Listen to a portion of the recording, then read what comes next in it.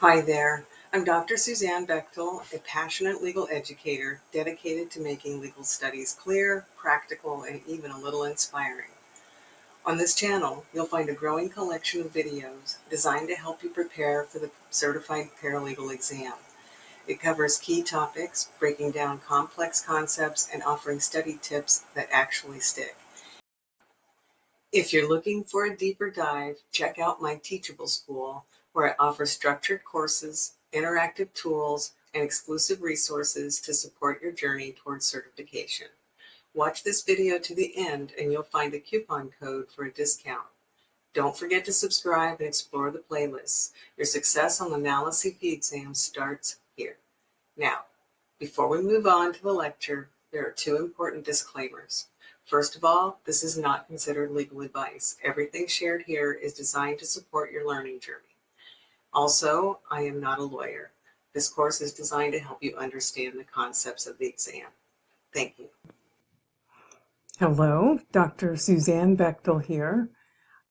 This lecture covers statute of frauds and key provisions and doctrines in contract law.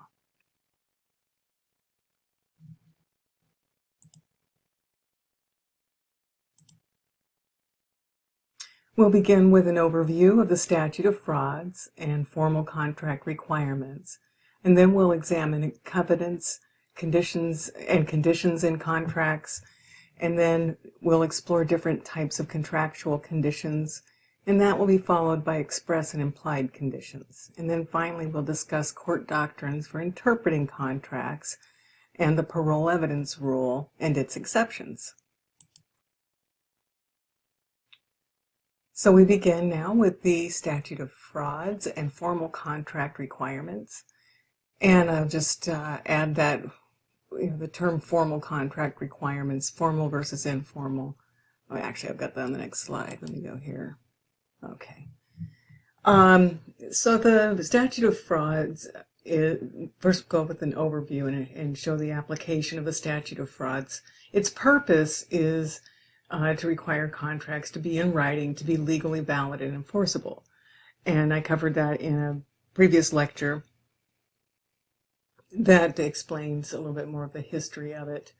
And a lot of it is about this topic of, what the courts are interpreting and that kind of thing. So recall that I noted in one of the previous lectures that we had people that didn't live as long. That's where the history of it comes from. It's an old law that comes from English law, and as a result, this was needed in order to have stability and clarity, and as such, it's being brought up again now. It'll come up again later too in Article 2 when we talk about the Uniform Commercial Code. So the purpose of it is to maintain stability, have legally valid and enforceable contracts where there are fewer opportunities in writing to have misconnection, disconnection, and misconstruction. The types of contracts that are covered under the statute of frauds include real estate, leases, goods over $500, and marriage agreements. They must be in writing. And then, of course, let's see, I think I've repeated this topic on another slide, but we'll go into that again. So the Florida statutes are an excellent, easily accessible online location for reviewing specific legal requirements of the statute of frauds. And the Uniform Commercial Code, as with the common law and statutory law, Article 2 of the UCC requires that under certain circumstances a contract be in writing to be enforceable. And that's the $500 rule. The $500 rule actually comes from statute of frauds, state relevant to the states. We're going to cover the UCC later when we get into Article 2 on sales. So no worries, we'll explore that more. The difference, formal contracts are those that are governed by the statutes. That's simply what that means. It needs to be formal. It needs to be formal. It needs to be in writing. So don't overthink that. And informal is, of course, what we would say is between us by words, that sort of thing. Contracts that don't require being in writing then can be made without a writing, but those that are required to be in writing are formal contracts. So the types of contracts that are, to expand on that a little bit, are the formal contracts. The ones that need to be in writing, as I pointed out, are termed a formal contract, just as a word jargon. Contracts requiring written form include marriage contracts, contracts lasting over 1 year, land contracts, sale of goods over $500, and surety contracts. These must all be in writing and formally set forth. And again, you can use the Sunshine Online or FloridaSenate.gov, great places to research the Florida statutes, and there are plenty of other locations for other state statutes. So courts are called upon to interpret contract provisions when there's a breach of contract or presumed breach of contract. And we're going to look now at what those doctrines are, what doctrines the courts use for interpreting contracts. Okay. I apologize, the dog is really bad today.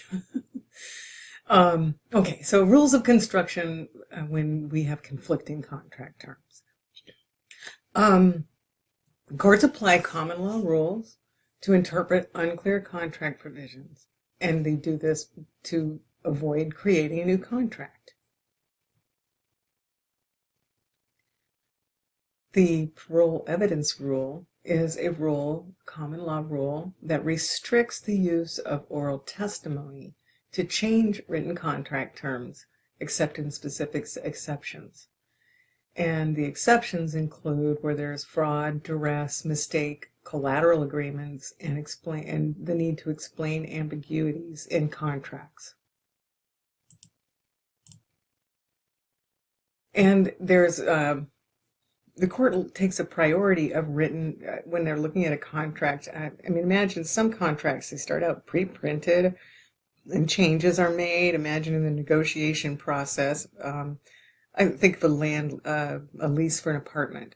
You know, the printed contract says no pets, but then it's scribbled out and up to 10-pound dog is okay. That would be one of these situations I'm trying to explain with this priority piece, the priority of written, typed, and printed terms. So written terms and contracts will take priority over typed and printed terms. This is the dog is allowed example. So the printed contract, it's already says no dog, but what would take priority are the handwritten terms that say the 10-pound dog is okay.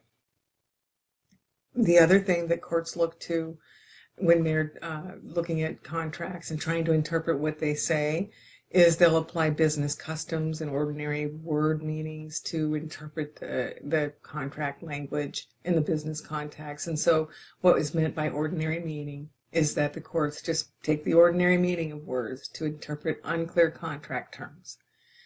But the handwritten terms take precedent over typed terms, and the business customs applies as well as ordinary meaning. So to conclude this rather short presentation, the key contract law provisions will ensure your effective interpretation and also aid in your drafting of contracts. So you are able to interpret as well as through drafting avoid misunderstandings. Contract law principles will promote fairness and clarity, and they support a balancing of the relationship between the parties. And understanding the doctrines that are used by courts to interpret contracts will help us to provide some predictability and security when an agreement needs to be enforced. I hope you got some good information from this video lecture.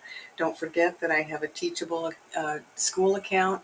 Here is the address for that, mayananda-s-school.teachable.com.